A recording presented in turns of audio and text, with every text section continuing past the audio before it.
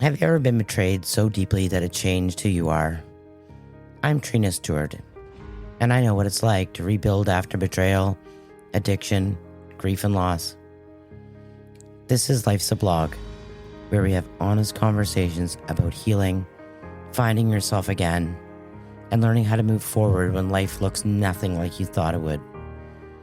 And because music has a way of saying what we sometimes can't, I share the songs that perfectly capture every step of the journey. Because every story has a song, and every song has a story. And life truly is a blog.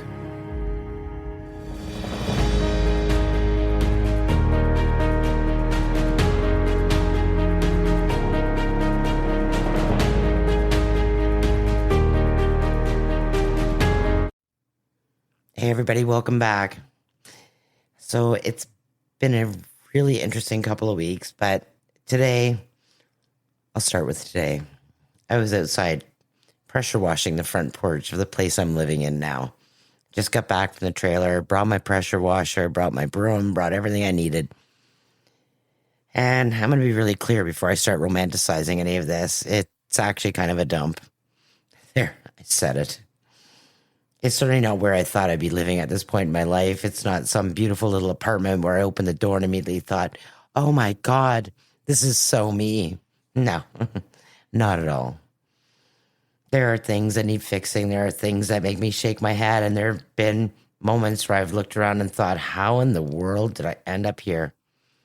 And yet today, my neighbor and I were outside pressure washing this porch. He's a young fellow, maybe 30 years old. And we got the dirt off, we cleaned things up, we talked, we laughed, we made a connection.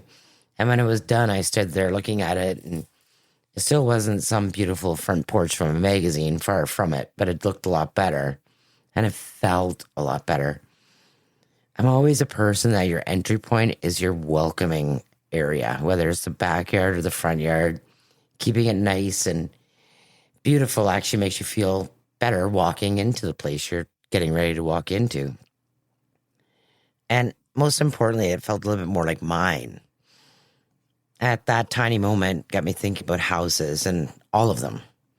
The houses I've lived in, the houses I've loved, the houses I thought I'd stay in, and the houses I had to leave.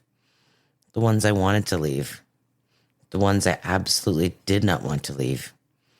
And the strange thing is, every time I move into somewhere, I do the same thing. I start changing it, I start cleaning it, decorating, moving furniture, making little spaces pretty. You know, I want candles, I want pictures, I want flowers sometimes. I want my things where I can see them.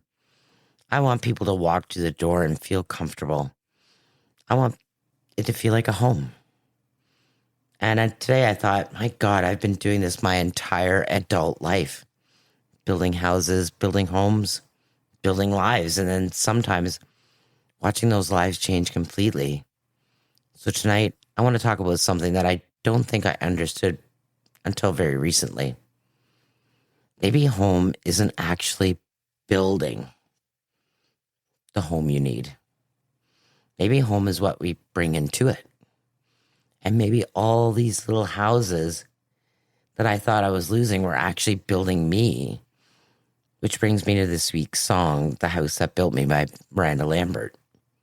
There's a line in that song that has stuck with me for years. I know they say you can't go home again. And I've always felt that one because I've gone back in my head a lot. Not necessarily because I wanted the life back, but sometimes you miss a place without wanting the life that existed inside of it. And those two are completely different things. I didn't always understand that. You know, there was the house that I thought that was forever. I was married for a long time, and for 22 years, there was one particular house that represented home to me. 22 years. You don't live somewhere for 22 years without it becoming part of it. And it becoming part of you. And think about your own home right now. Maybe you've been there 5 years, maybe 10, maybe 30. Think about all the things that happen that nobody takes pictures of. We take pictures of Christmas. We take pictures of birthdays. We take pictures when someone graduates. We take pictures when everybody's dressed nicely and the house is clean. But that's not actually where most of your life happens. Your life happens on a random Wednesday morning when you're standing in the kitchen trying to find someone's missing shoe. It happens when somebody comes home in a bad mood and doesn't want to talk. It happens when your kids are sick. It happens when you're sitting at the table paying bills. It happens when everyone is asleep and you're the only one awake. It happens when there's laughter coming from another room and you stop for a second to listen to it. Those things become the soundtrack of a house. And when you live somewhere for 22 years, you just know it. You know the sound of the stairs, you know the light in the morning, you know where the Christmas tree goes. You know which cupboard everybody opens when they're hungry. You know where everyone sits, you know the marks on the walls. You don't have to turn a light on to walk through it at night because your body knows the way. That house held so much of my adult life. It held my marriage. It held my children growing up. It held holidays and arguments and disappointments, happiness, addiction, secrets, and hope. It held years where I genuinely believed I knew what the rest of my life was going to look like. And then I learned that you could build something for decades and still have it change. And that realization nearly broke me. Because when my marriage ended, it wasn't just my marriage that ended. And that's something people don't always understand when they say, well, you're better off. Maybe. But knowing that doesn't make the dismantling easy. A long marriage isn't one thing. It's hundreds of things. Your relationship changes, your friendships change, your finances, routines, and holidays change. Even your relationship with your children changes. And unfortunately, the way people look at you changes. Your identity changes. Suddenly, you're filling out forms and there's a different box to check. You go from saying we to realizing you're supposed to say I. And that sounds like such a tiny thing, but it isn't. There's an entire identity inside the world we. And when that disappears, you have to figure out who I is again. I didn't know who she was, not really. I knew who mom was. I knew who wife was. I knew who the woman running around making everybody else okay was. But I didn't necessarily know me. So when I eventually left that house, I wasn't simply leaving an address. I was leaving a version of myself. And I remember playing The House That Built Me. And at that time, I thought the song belonged to that house. I thought that was the house that built me. Where my children grew up, where marriage lived and eventually died after we moved out. The house that contained a thousand versions of who I used to be. I thought that was the story, and I didn't realize there'd be more houses, a lot more lessons, and a lot more versions of home. But sometimes you miss the house and not the life. And this is something I had wished I had understood sooner. You're allowed to miss something without wanting it back. And that is an important distinction in life. I can miss that house. I can remember Christmas mornings and smile.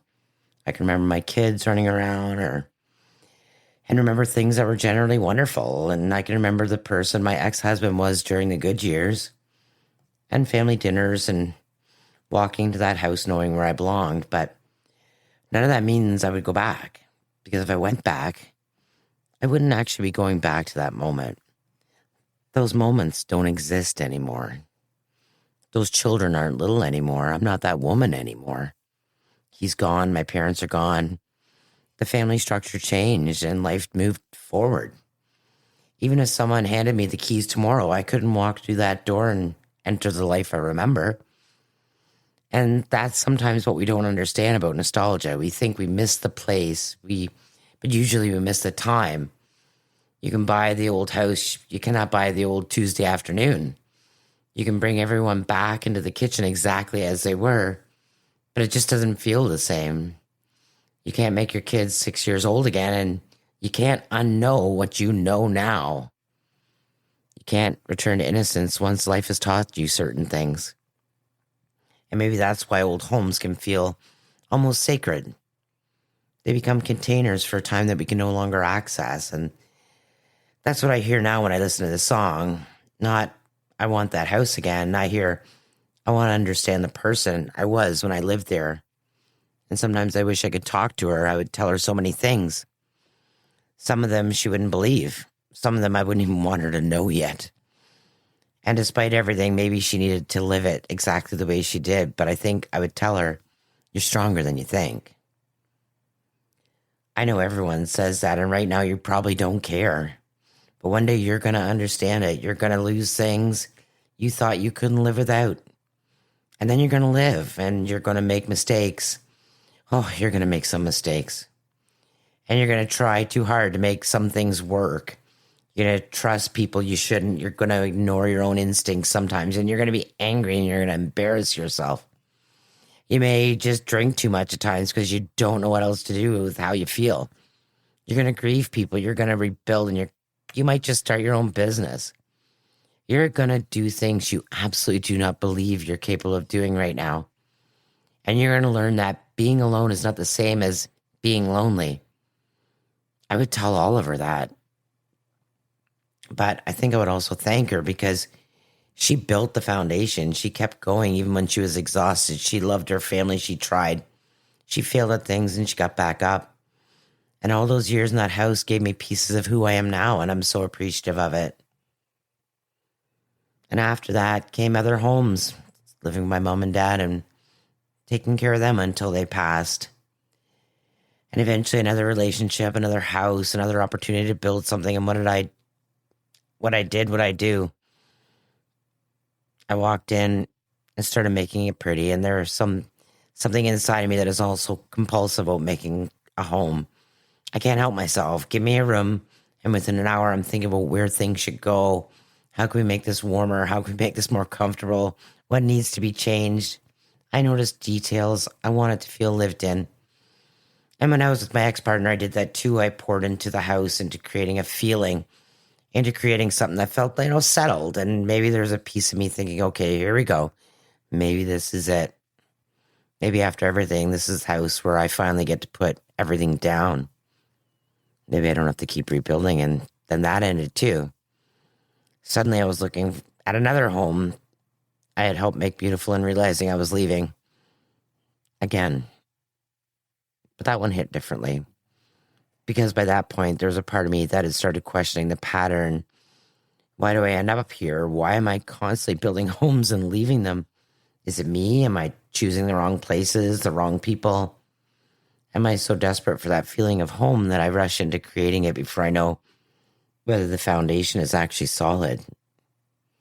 And, those are not easy questions to ask. And, hindsight is 20/20, but I really wish I would have asked those questions before I made the jump. And I think if you're honestly going to tell your story, you have to be willing to ask yourself those questions too. Because I'm not interested in spending the second half of my life pretending I had no part in any of my own decisions. I made choices. Some are great. Some are absolutely terrible. Some are made because I was afraid or grieving or lonely. Some are made because I thought love could fix things that love cannot fix. Some are made because I wanted stability so bad that I probably mistook the appearance of stability for the real thing. And I think there's lessons in that. A beautiful house is not necessarily a safe home. A beautiful relationship on the outside is not necessarily a healthy one on the inside. A beautifully decorated room cannot fix what isn't working between two people. Believe me, I've tried. You cannot home sense your way out of an emotional problem. Wouldn't that be convenient, though? Just buy another pillow or put a nice vase on the table. Maybe the communication problem will just disappear. But it doesn't work. And eventually I had to learn that creating a home around a relationship isn't the same thing as creating security inside of yourself. Because when the relationship disappears, what happens to you? Do you disappear with it? And for a while, I really do think I did. I think I was always looking for home in other people. I've thought about this a lot. And I wonder if I spent years believing that home was something another person gave me. If somebody chose me, I was home. If there was a house and two people living in it together, I was home. If there was someone to come back to at night, I was home. That was the purpose, to have that person to create the home. The purpose, obviously, your purpose can change. And at one point where a place that felt like home was your purpose, no longer is your purpose anymore. And, and it's a very dangerous amount of responsibility to put on another human being, because people change, relationships change, people leave, people die, and life happens. And if your entire sense of home exists inside another person, what happens when they aren't there anymore? You become lost. And that's exactly what happened to me more than once. And I don't say that as a dramatic theatrical performance. I think I generally lost my internal address. I knew where I physically lived, but I didn't know where I belonged. And when you don't know where you belong, you sometimes try desperately to create belonging. You attach yourself to people or places and plans, anything that gives you something solid. But because uncertainty is very exhausting, especially after years of chaos. I wanted something that didn't move. What I didn't understand was that I had to become the thing that didn't move. Not literally. God knows I've moved enough, but emotionally. I needed something inside myself that could remain standing even when everything around me changed. And I think that lesson took years. And then there was the trailer, Lake Huron. This beautiful, ridiculous little chapter of my life. I don't think I understood what I was looking for when I went there. In fact, nobody knew I was looking for a trailer. But, I took a look at it. I said, if it feels right, I'm going to get it. And upon my arrival, I thought, yeah, this feels right. Because I knew financially it made sense. I knew I wanted to cut costs. I knew I was trying to pour everything into living local and build the magazine into something sustainable. There were practical reasons, but then I got there. And something happened. I got quiet. I mean, truly quiet. There is something about Lake Huron that does that to me. I can sit there and watch that lake forever, or sit by the fire and look at the stars and just think. And especially around sunset, that's where my thoughts get really deep. You look out at it, and everything you thought was a crisis that morning feels slightly less catastrophic. And when I get down there, the emails can wait, the numbers can wait, the problems are still there. But for a few minutes, you remember that the whole world is bigger than the thing you're stressing about. The trailer is my peace place. And the funny thing is, it wasn't some giant luxurious home. It was a trailer. Smaller than almost every place I had lived before, but I feel at home there. And why? There wasn't a man creating that feeling for me this year. There wasn't some perfect family image I was trying to maintain. There wasn't expensive things. There was just me, my surroundings, the lake, my work, my thoughts, and a lot of alone time. And I started realizing that I actually like my own company. And once you realize that, that's no small thing. Because then you don't need or desire anybody else anymore to make yourself feel safe, feel at home. For someone who spent most of her adult life defining herself through relationships and family and responsibility, it was a revelation to me. I could have a good day without anybody else creating it for me. I could make my coffee, sit outside, work, go down lake, watch sunset, come back, turn my music on, and be okay. No crisis, no searching, no wondering if somebody else was okay with me. I was just peaceful. And I think the trailer taught me that the home I had spent years trying to create with someone else was something I could create for myself. I really honor the last year that I've spent because it has changed me drastically as a person, and I've learned to love myself even more. But peace isn't always the same thing as purpose. Here's where life gets complicated, because once I found that peace, I didn't want to leave it. Of course I didn't. Why would I? I spent years looking for peace, and I finally found it. And life basically said, great. Now what are you going to do with it? That wasn't what I had planned. I wanted to keep it. I wanted to stay. I waffled on selling the trailer. I still waffle today because I had such a great weekend, mostly spent by myself, but also interludes with friends and connection. And it's because Lake Huron generally makes me happy. It's one of those few places where my whole nervous system seems to say, okay, we're good. But now the magazine is here, and my team is here, and my advertisers are here. The work I'm building requires me to be present. Living local isn't something I can build entirely from 2 hours away while hoping everyone else runs it. Especially at this stage, I just so need to be involved and be around the people that matter and schedule business meetings and know what's happening in the community. I need to lead. And I started realizing there was a difference between the place that gave me peace and the place that was asking me to grow. And this is really hard because we constantly hear that we choose peace. Protect your peace. Go where you feel good. Leave anything that disrupts your peace. And yes, there is truth in all of that. Don't get me wrong.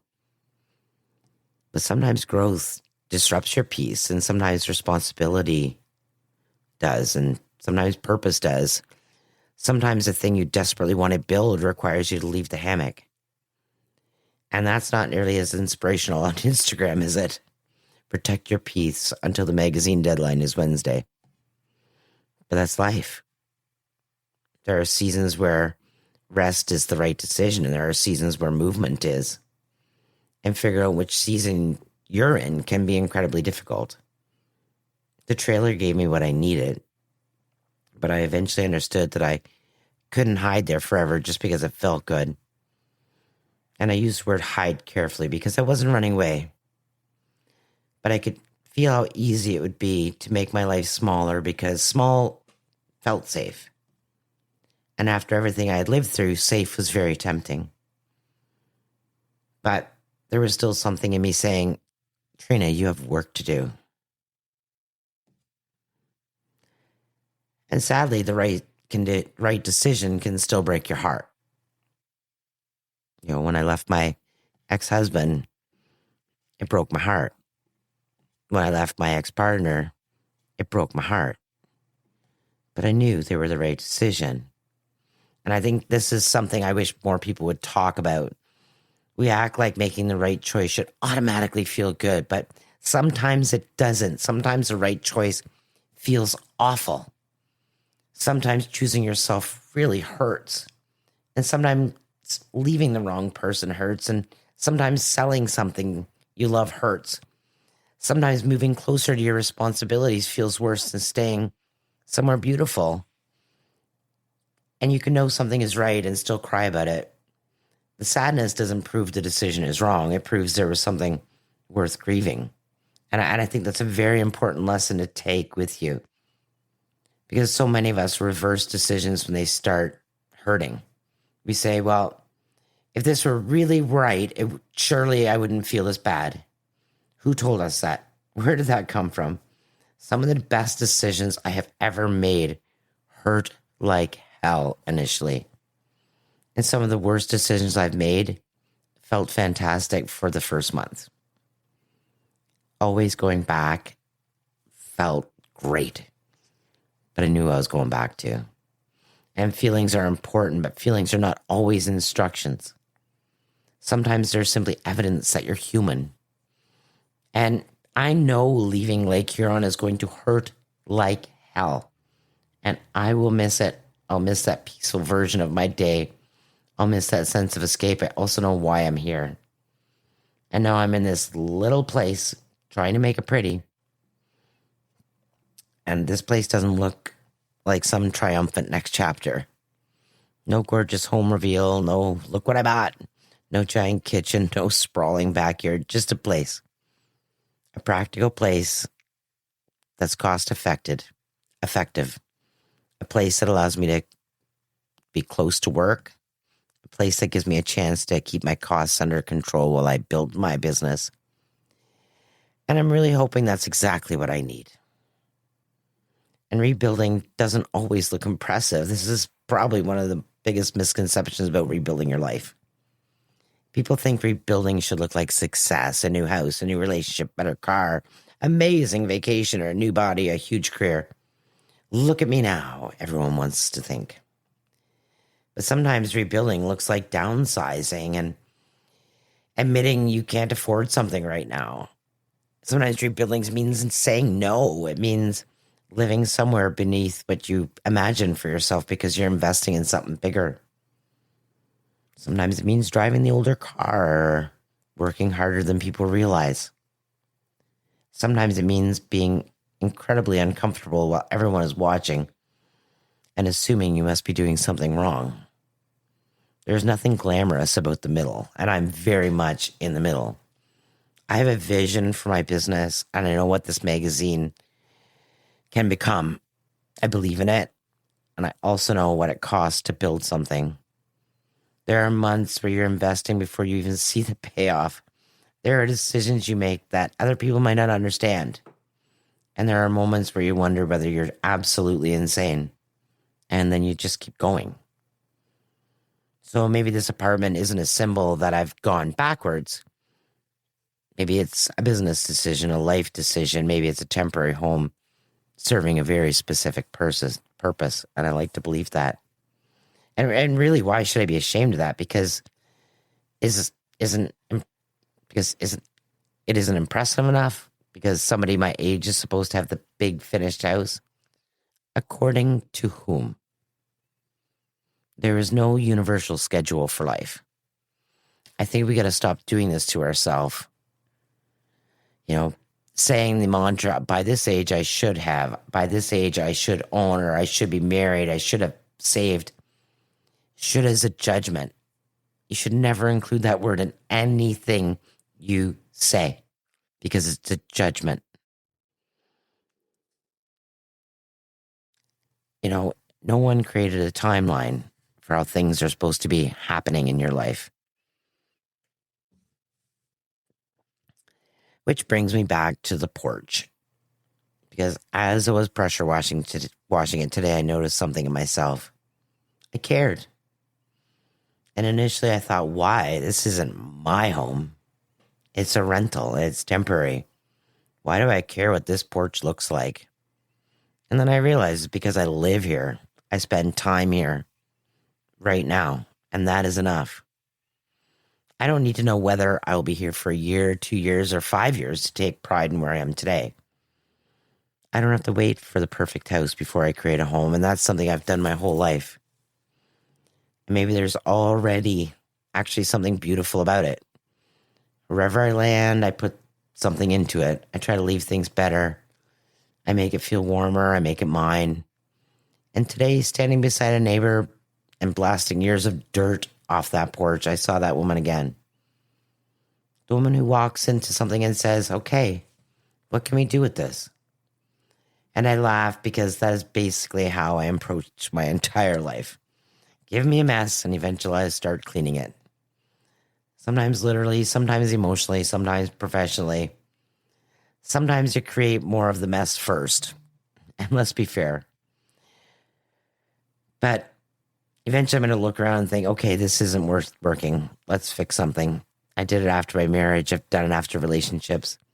I've done it after loss. I'm doing it with my magazine. I'm doing it with this place, and I'm doing it with myself. And who knows? Maybe I am the house. Maybe I've spent all these years thinking about the house that built me from the wrong direction. Maybe I am the house. Maybe life has been renovating me. God, that would explain so much. Some people have walked in my life and made it more beautiful. Some people have knocked holes in walls. Some have stayed a long time. Some were only visitors.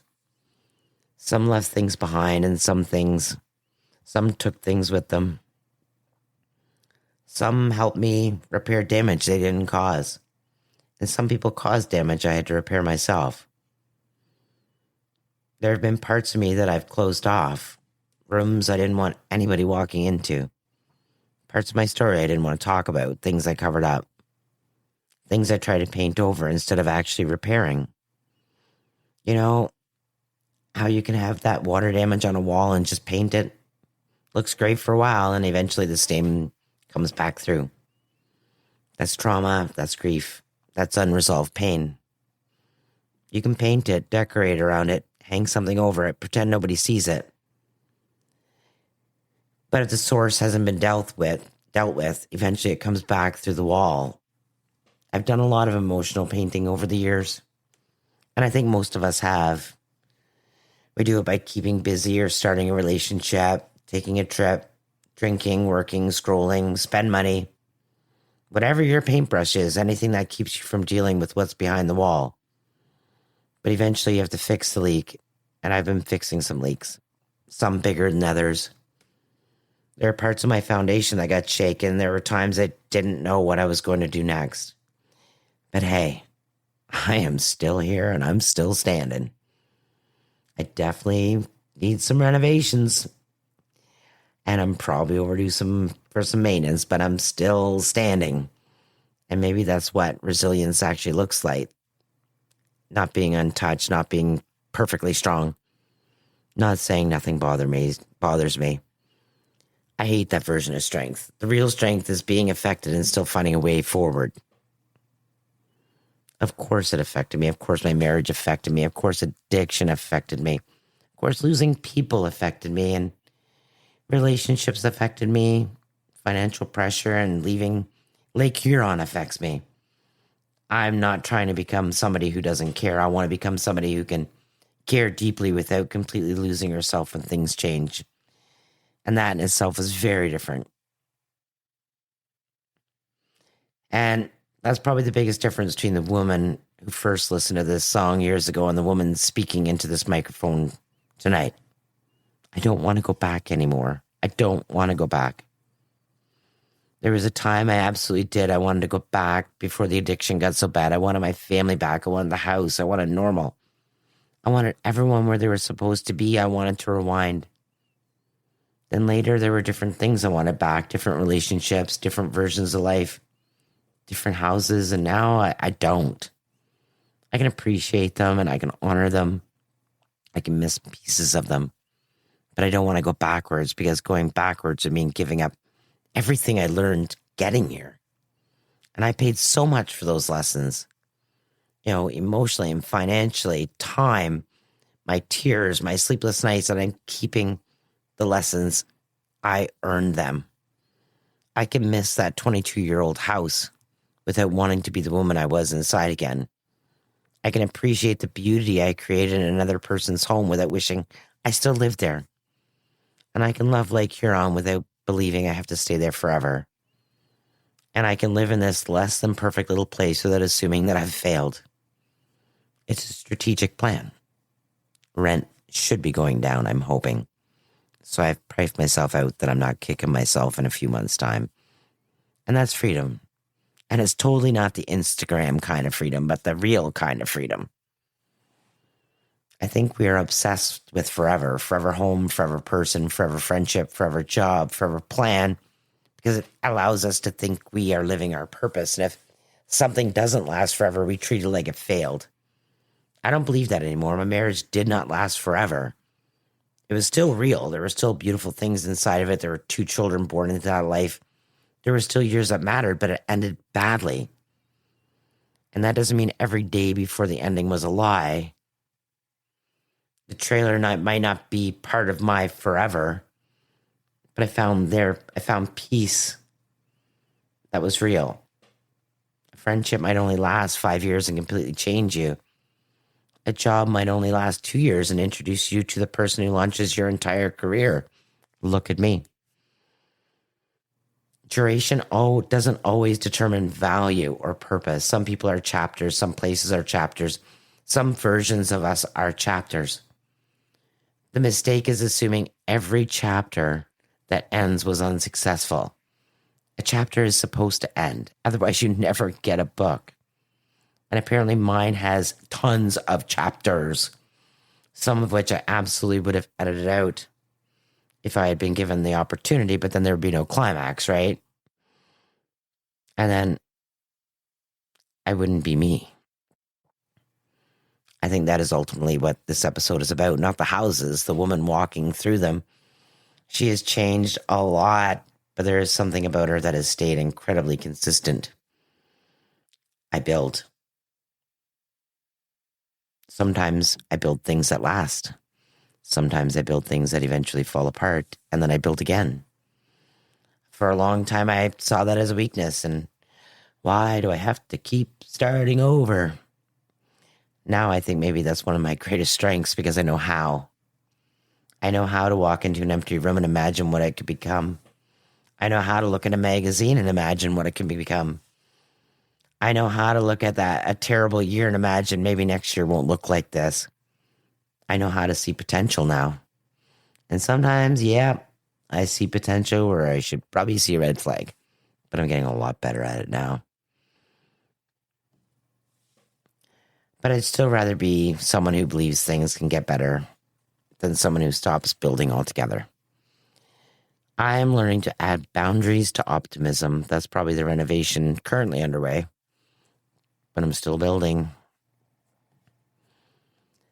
Another phrase that I want to stop using is starting over. I'm just not starting over. I just feel like I'm on my path. And I use that phrase starting over so many times, starting over after marriage, starting after moves, starting over after relationships, starting over financially, starting over here. No. Starting over would mean I know nothing. Starting over would put me at the same place I was decades ago. I'm not there anymore. I'm starting from experience, and that's a huge difference. I know more now. I know myself better. I have boundaries. I know what I can tolerate and what I won't tolerate. I know the warning signs I ignored in the past. I am capable of supporting myself, and I know I can be alone because I really enjoy it now. I know I can lead. I know I can fall apart and recover. I know a terrible day doesn't mean I have a terrible life. I know not everyone who leaves was meant to stay. And I know that sometimes losing something opens space for something else. And I know that I do not need every person in my life to understand every decision I make. And that one took a while because I stopped asking for opinions. And I do a lot of thinking, doing the pros and cons by myself, because this is my life. So no, I'm not starting over from zero. I'm walking into this next chapter carrying everything I learned in the last ones. And that's not zero, and that's a lot of luggage, and literally, emotionally, but it's experience. So what if the house you're in right now isn't the final one? Maybe someone listening tonight is sitting in a place they don't want to be. Maybe you're looking around your house and thinking this was never the plan. Maybe you're going through a separation and maybe you downsized. Maybe you had to move back home. Maybe you're in an apartment after owning a house. Maybe your finances changed. Maybe you really relocated for work. Maybe you're sleeping alone for the first time in decades. Maybe the home feels too quiet because your kids moved out. Maybe everything around you reminds you of somebody who's gone. Maybe you are embarrassed by where you've landed. And you know what? I understand that feeling. But what if this isn't the destination? What if it's simply the address where you happen to be becoming the next version of yourself? And that's how I'm choosing to look at this place. This isn't the final judgment of my life. It's an address. That's it. And while I'm here, I'm going to make it mine. I'm going to keep building my business. I'm going to make memories. I'm going to have people over and make coffee in the morning. I'm going to complain about something that needs repairing, probably repeatedly. I'm going to laugh and I'm going to work and I'm going to decorate. And then someday, when it has done whatever job it's supposed to do in my life, maybe I'll leave. My son told me this is the last place I'm moving to, though, so I guess I'll have to hire movers. And if I do, I will take whatever it taught me, just like all the other experiences. So tonight, the porch looks better. That's it. Nothing monumental happened. I didn't buy a house. I didn't close $1 million business deal. But I'm pretty close on a pretty big deal. I didn't suddenly solve every problem in my life. My neighbor and I just cleaned a porch. But sometimes tiny things show you something big. Today reminded me that I still care about making everywhere I am feel like home. Instead of seeing it that this sad pattern of constantly rebuilding, I'm thinking I'm going to see it differently. And maybe that's my gift. Maybe home follows me because I'm the one creating it. Maybe I never actually lost a home. I lost houses. But maybe home kept moving with me. And I just didn't realize it. It was in the things I packed. It was in the traditions that I kept. It was in my kids and music and writing. It was in my ability to make another coffee the next morning and figure out what came next. It was in every room where I eventually laughed again after believing I never would. It was in that trailer. It was beside Lake Huron. And now it's here. And it's in perfect, slightly sketchy place with a much cleaner porch than I had this morning. So when I listen to the house that built me, I don't see one house anymore. I see all of them. I see where I raised my family, the places I lived after my marriage ended, the house I made with another partner, the place I had to leave, potentially the trailer, this apartment, every front door, every kitchen, every bedroom where I stared at the ceiling wondering what came next. Every house built something in me. One taught me family, one taught me loss. One taught me how much I was willing to sacrifice to belong. One taught me that I would never accept again. One taught me peace, and maybe this is going to teach me that home doesn't have to look impressive to be useful. Maybe it's just going to teach me humility and patience and discipline. I don't know, and that's okay. For once, I don't need to know how the story ends before I'm willing to live the chapter. And that, too, is new for me. I used to think home was somewhere where you arrive. Now I think it might be something you carry. It used to frustrate me. I just want to feel at home. And if I could speak to every version of myself who is packing another box and feeling like she failed again, I would tell her this. You're not homeless. You're not back at the beginning. You're moving, and there's a difference.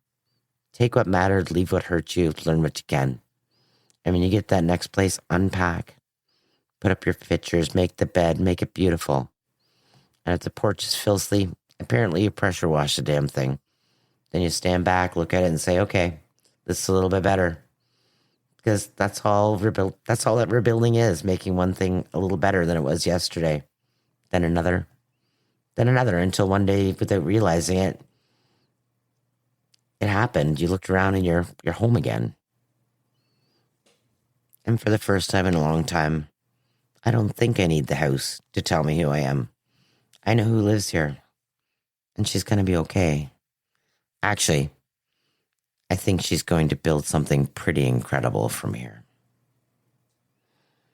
So for my listeners, instead of thinking about one house, think about all of yours.